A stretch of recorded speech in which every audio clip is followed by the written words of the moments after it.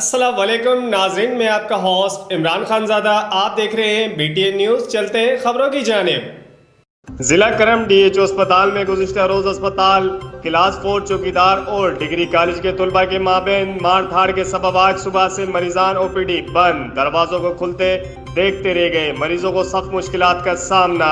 DHO staff سراپا احتجاج، اسپتال نہ کھلنے پر متفقہ طالب علموں کو گرفتار کر کے جیل منتقل۔ OPD گیٹ نمبر 1 بند کیا گیا۔ اسپتال اسٹاف شہر کے AEC اور DC کے منتظر نہ ملنے کا مطالبہ۔ اسپتال اسٹاف کے خلاف احتجاج میں شہریوں کے رد عمل پر بد نظمی دیکھنے میں آ رہی ہے۔ پولیس احتجاج میں شہریوں کی رد عمل پر بد نظمی دیکھنے میں آ رہی ہے۔ پولیس موقع پر پہنچ گئی۔ ذرائع رپورٹ حسین بنگش۔